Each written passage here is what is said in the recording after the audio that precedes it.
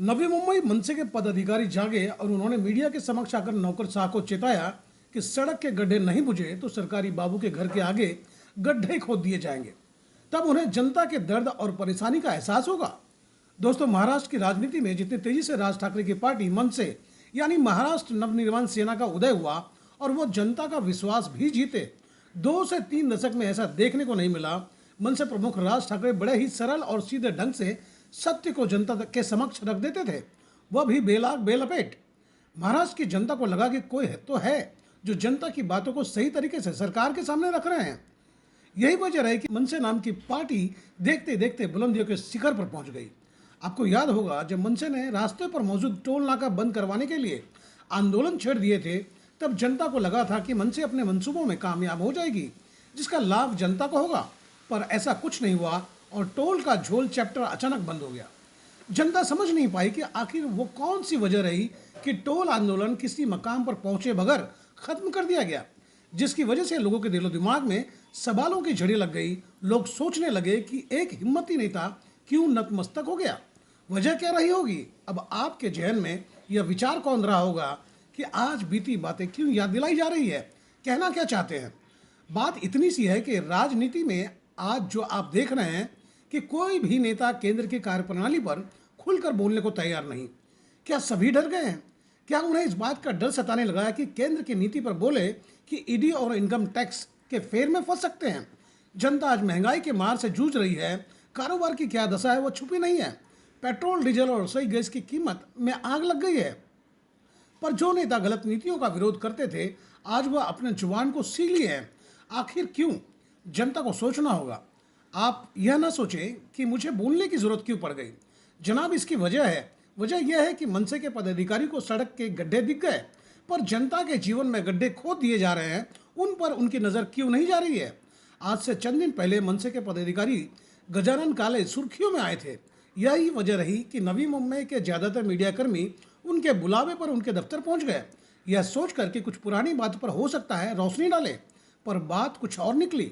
गजानन काले बोले पर विषय गड्ढा था। जी हाँ, मनसे पदाधिकारी ने सड़क के गड्ढे का नामकरण करने जा रहे हैं, वह भी पढ़े लिखे सरकारी बाबू के नाम पर। उन्होंने साफ कहा कि गड्ढे नहीं बुझे तो गड्ढों पर रोशन होगा नवी मुंबई महानगर पालिका के अधिकारियों का नाम। वहीं उन्हें यह भी नजर आया कि नगर पालिका के अधिकारी और कॉन्ट्रैक्ट में साठगांठ है, दोनों मिलकर रेवड़ियां खा रहे हैं, जिसका बहुत जल्दी खुलासा करेंगे। इस पर सवाल उठ रहा है कि छोटे नेता को कुछ जमीनी सच्चाई नजर आ गई है, बड़े नेता को केंद्र की कार्यप्रणाली दिख रही है या नहीं? कहीं वो हकीकत से अपनी आंखें तो फेर नहीं लिए हैं? वैसे आपको पता होगा कि देश में महामारी के वक्त देश के नागरिकों की क्या दशा हुई थी, हालत क्या बन गए थे। पर देश के 2 ही नागरिक थे जिनका कारोबार 200 गुना बढ़ गया। कैसे? पर यह गनीमत है कि हमारे देश के अदना सा नेता को सड़क के गड्ढे दिख गए तो सरकारी बाबू को चेताया। पर आज जो सरकार यह बोलकर सत्ता में आए थे कि मैं देश नहीं बिकने दूंगा, अच्छे दिन आएंगे, उस पर बड़े नेता अपना कब मुखार बंद खोलेंगे?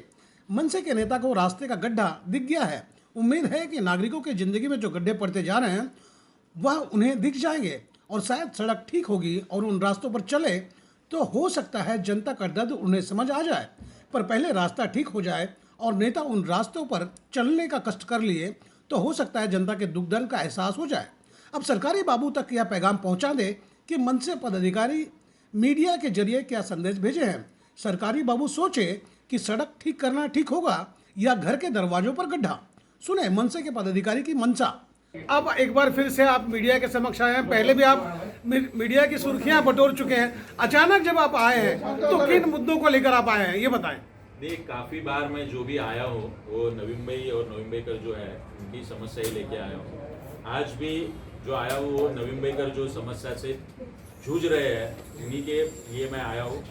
आज काफ़ी दिनों में आप देखोगे तो सब जगह पे नवी मुंबई के जो रास्ते हैं, जो इंटरनल रास्ते हैं या बाहर के रास्ते हैं, उन सभी रास्तों के ऊपर काफ़ी सारे गड्ढे हैं। इसके बारे में हमारे जो लोकल पदाधिकारी थे वो बार बार निवेदन दे, पत्र दे, लेकिन जैसे थे वैसी परिस्थिति आज भी है। इसके लिए हम लोगों ने खड्डों का नामकरण जी इस प्रकार से एक कार्यक्रम डिक्लेयर किया हुआ है। 2 दिन का अल्टीमेटम दिया हुआ है कॉरपोरेशन को, अन्यथा खड्डों का नामकरण होगा। महानगर पालिका आयुक्त अभिजीत बांगर साहब रहे या शहर अभियंता संजय देसाई रहे, कार्यकारी अभियंता रहे, इनका नाम उन खड्डों को दिया जाएगा। उसके बावजूद भी अगर रास्ते ठीक नहीं होते, खड्डे नहीं होते ठीक से, तो अभिजीत बांगर साहब के घर के बाहर और कार्यकारी अभियंता शहर अभियंता इनके घरों के बाहर खड्डों की क्या तकलीफ है आपको समझिए। सर एक बात बताइए कि जिस तरह से प्रतिवर्ष की अगर बात की जाए तो सड़क बनने के बारिश के बाद पूरी धुल जाती है और खड्डे ही खड्डे नजर आने लग जाते हैं, तो इसको किस नज़रिए से देखते हो कि वहाँ पे जो चीज़ें होती हैं, मटेरियल होती है, वो सही ढंग के इस्तेमाल नहीं किए जाते क्या? नहीं, देखिए कैसे होता है कि हर कॉरपोरेशन में आपने देखा होगा कि कंत्राटदार जो कॉन्ट्रैक्टर है और अधिकारी जो इनकी मिली भगत है। ओके।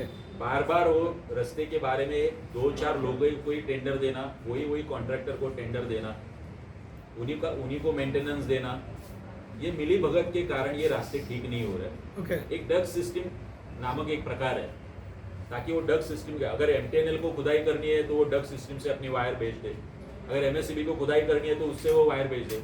लेकिन 40-50 डग छोड़ने के बाद भी अपने यहाँ पे कुछ किलोमीटर के बाद डग होने चाहिए, वो डग सिस्टम नवी मुंबई में कार्यान्वित नहीं है जी। इसी के चलते हुए ये सभी खड्डे होते हैं।